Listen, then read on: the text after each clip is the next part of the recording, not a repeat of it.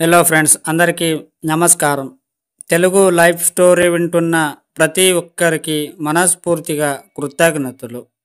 అలాగే మనీ మంత్ర 2 ఎపిసోడ్ 32.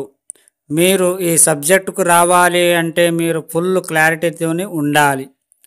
అన్నీ వదిలేసి మీరు యూనివర్స్తో మాట్లాడగలగాలి.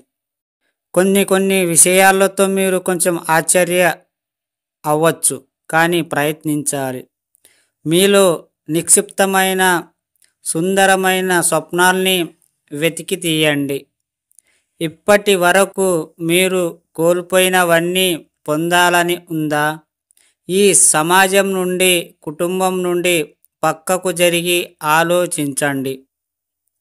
మీ ప్రపంచంలో మీరే ఒక అద్భుతమైన ఉన్నతమైన చిత్రాన్ని మీరు ఊహించుకోండి. ఆ దృశ్యం అమరణీయం, ఎప్పటికీ నిలిచిపోయేలాగా. అందులో మీరు మాత్రమే.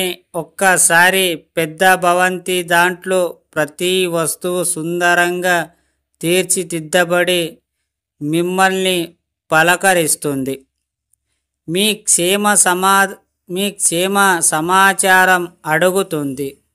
అవన్నీ మీ సేవకరణే.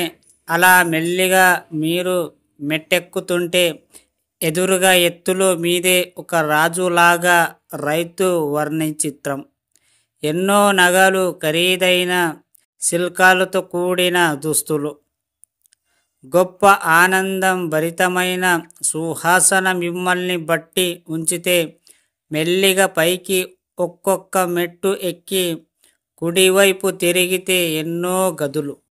ఒక్కొక్క గదిలో మీకు కావాల్సిన వస్తువులు, దుస్తులు, ఖరీదైన శాండియర్లు.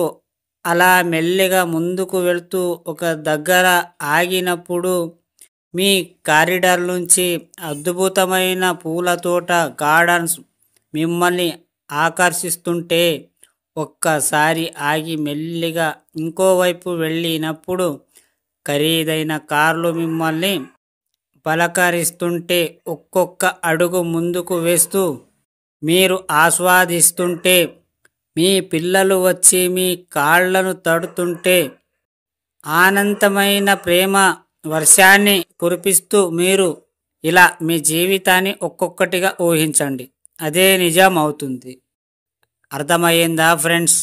ఈ స్టోరీ ఈ సబ్జెక్టులో రావాలి అంటే, మీకు డబ్బు కావాలి అంటే కొంచెం విచిత్రమైన సబ్జెక్ట్ ఉంటుంది. కొంచెం మీరు అర్థం చేసుకోవాలి. సడన్లీ అర్థం అవ్వదు.